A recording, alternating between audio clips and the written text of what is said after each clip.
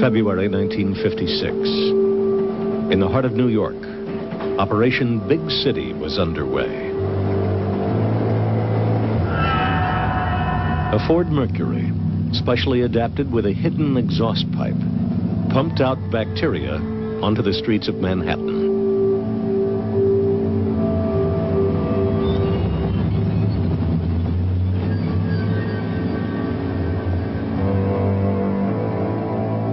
Undercover agents entered the city's subway system, their cases equipped with tiny motors, which covertly dispersed the bacteria Bacillus globuli.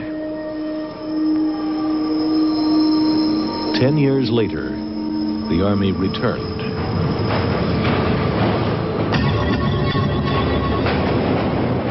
Light bulbs filled with bacteria were dropped in front of trains and down ventilation shafts to test how far the bacteria would spread through the subway system.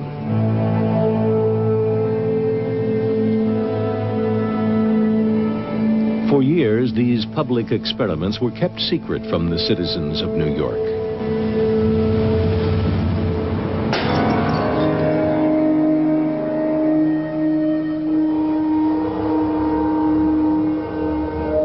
The Army faithfully filmed its own experiments.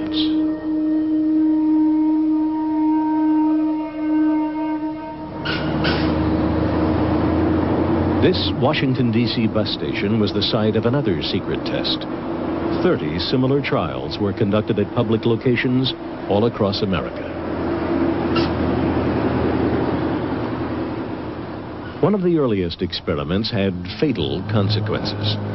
In 1951, the Army sprayed the bacteria Serratia marcescens over San Francisco. 11 hospital patients developed a mysterious infection, and within days, Edward Nevin died from an illness caused by the same bacteria.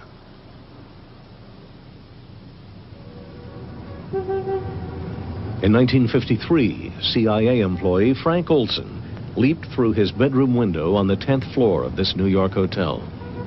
9 days earlier, a fellow CIA scientist had secretly spiked his drink with LSD.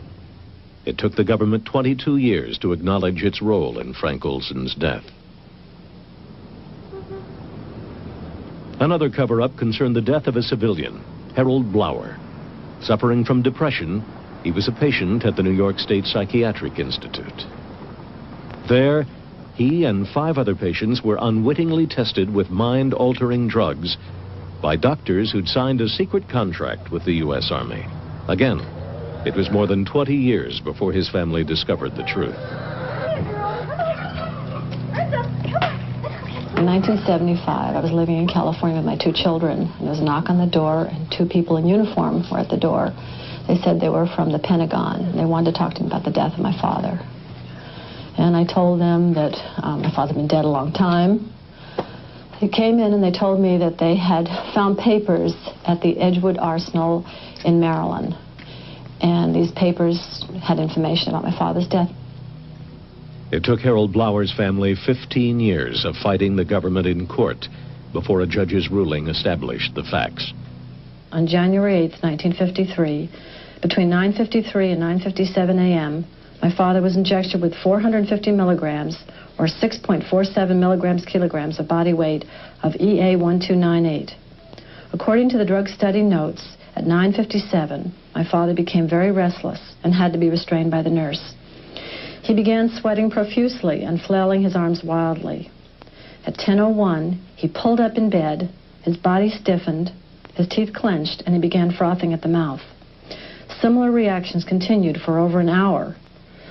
My father was still talking and moving his legs randomly at 11:05. Finally, at about 1.5 hours after the injection had begun, my father lapsed into a coma. He was pronounced dead at 12:15 p.m.